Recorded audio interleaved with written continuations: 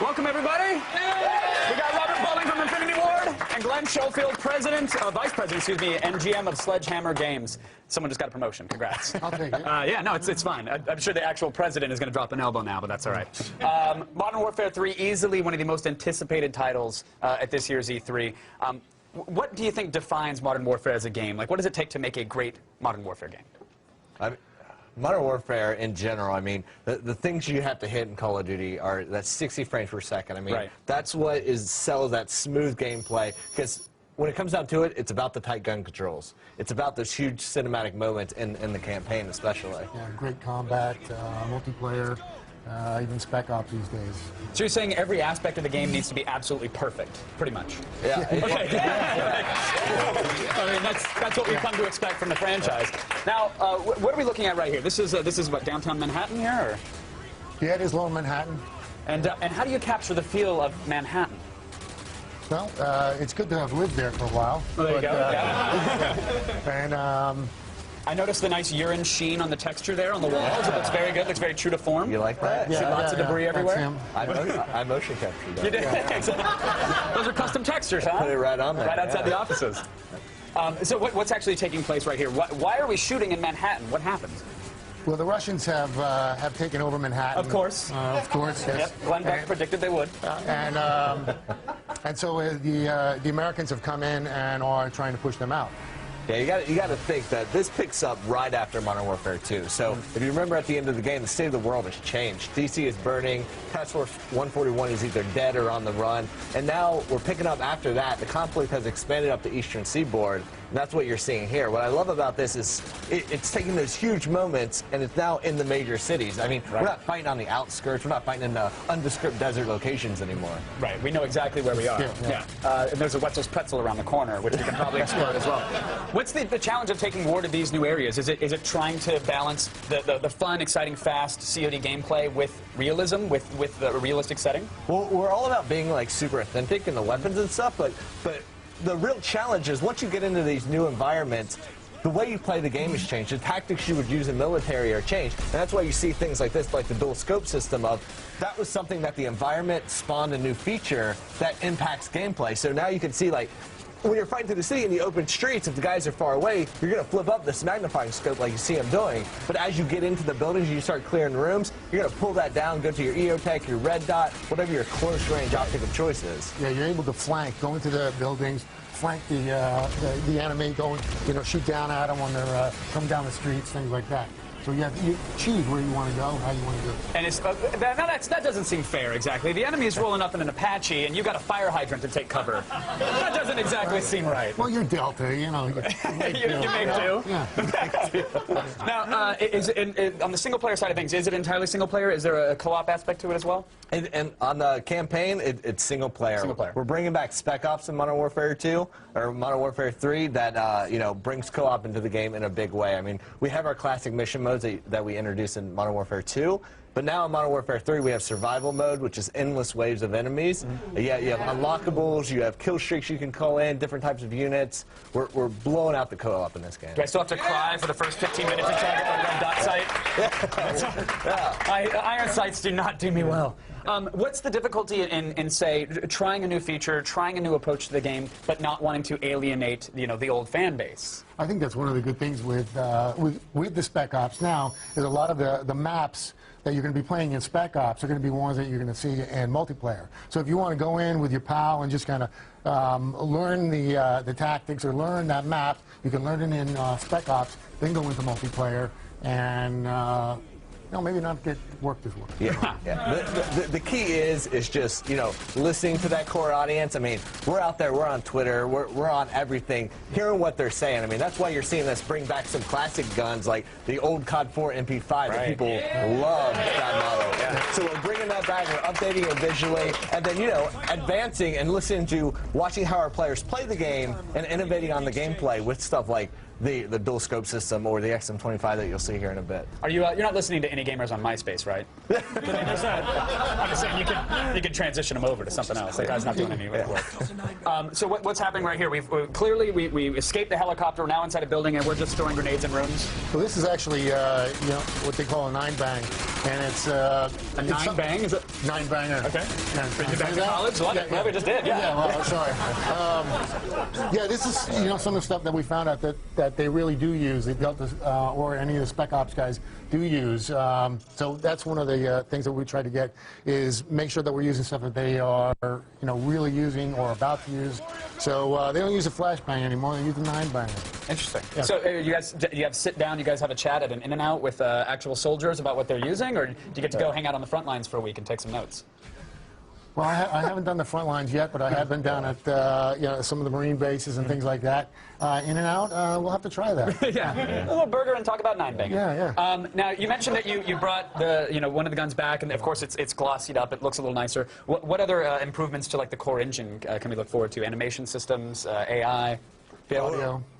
all new, really? Yeah. A lot of audio stuff, stuff like whiz-bys on the bullet so you can get direction, things like that. Updating it just so we can maintain 60 frames per second and get these huge scales. Like you're seeing in New York City, massive skyscrapers, these massive levels, but keep it running at that smooth, super fast, super quick 60 frames per second. Yeah, a lot more textures you'll see in the world. Obviously, when you have skyscrapers and all that kind of detail that we have in the levels, we've had to add a ton more textures in there, with, of course, upgrading the engine in so many ways. Like you said, with the animation systems. Yeah, absolutely. And any crazy unlockables? Any extra RC cars or remote boats? What do we got? In multiplayer, we got a lot of really cool stuff. We're too early to dive into those details yet. Spec Ops, we're bringing What's on in the a lot whiteboard? of Just it. give me some bullet points that might be on the whiteboard. They don't have to be coded yet. I'm just curious. Looking down the road, hot air balloon.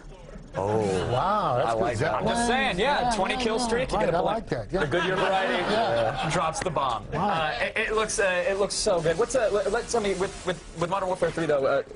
Is there a single challenge that you guys okay? We have to overcome this. Is it adding stuff and keeping it 60 frames? Is it appeasing the old fan base?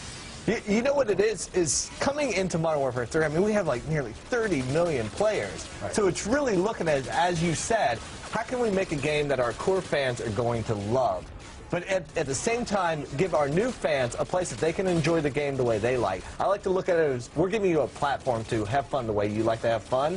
And let's give our players the place to do it. You know, you have your co-op and Spec Ops, you have your cinematic single player, and multiplayer, we're doing a lot of things to really allow you to customize the game and have fun the way you want to have it. It's really something for everyone.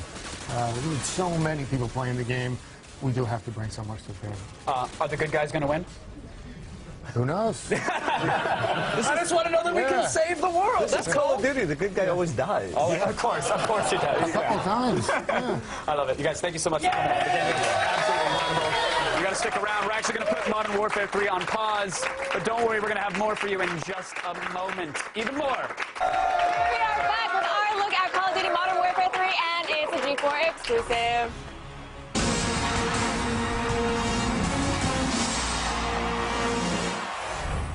And once again, we are lucky enough to be joined by Infinity Ward's Robert Bowling and Glen Schofield. Thank you guys so much for sticking around and bringing us some more gaming. So Modern Warfare 3 is very anticipated. Yeah, I hope so. Yeah. We will just put it like that. Does that make you guys nervous? I don't know if it makes us nervous because we simply, you know, it's all about putting your head down and focusing, and like as long as you're in tune and you're listening to what your people are saying about your last games and about what they want in the future, you know, it kind of calms you a bit. Yeah. All right. I'm not trying to make you nervous or anything, but everybody's paying very close attention to everything that you're doing. I'm just pointing that out. Yeah. It's good for us to be paranoid when we're making a game. Okay. And so what are we looking at right now? Oh, you guys can't see. You can turn around. There you go. Okay, good. Oh, yeah, we're on top of the stock exchange where we have to take down this communications tower.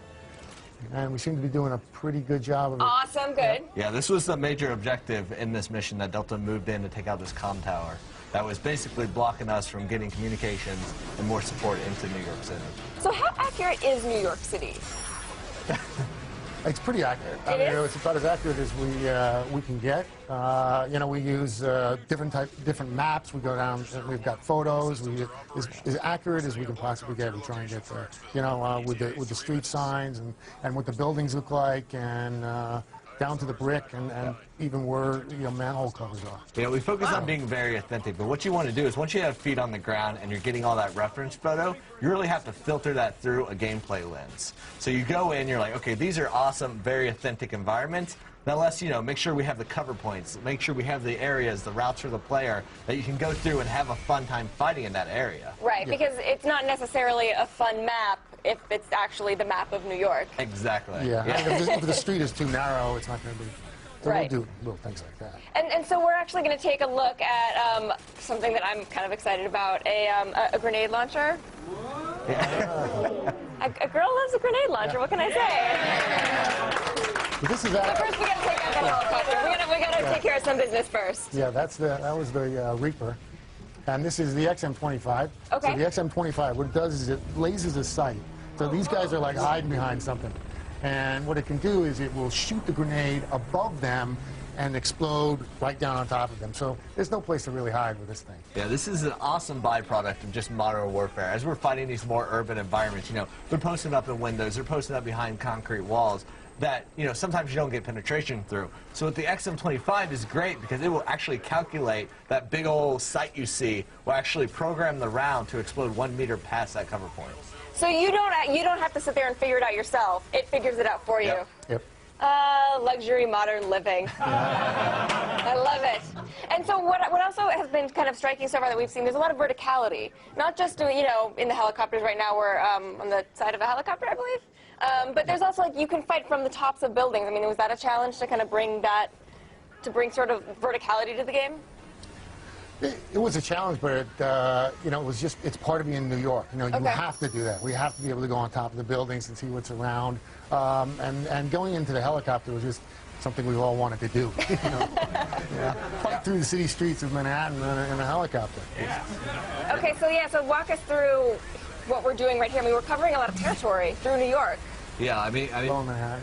yeah, the city is huge, and more importantly, we're always throwing you in different scenarios. So you're not just, you know, boots on the ground, infantry fighting through.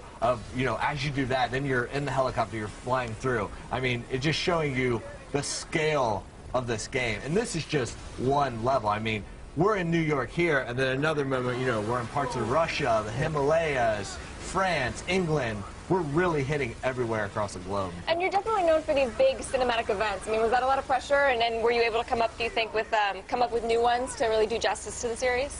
I don't think it's pressure. I mean, that's one of the things we really look forward to. You know, sit in a room and say, okay, let's do something bigger than we've ever done before. And I think you're seeing some of that here. That's just the challenge and the fun of making a video game. Yeah. What I miss? Let's just enjoy it. There we go. There's a big moment. For example, the cinematic moments we were just speaking about.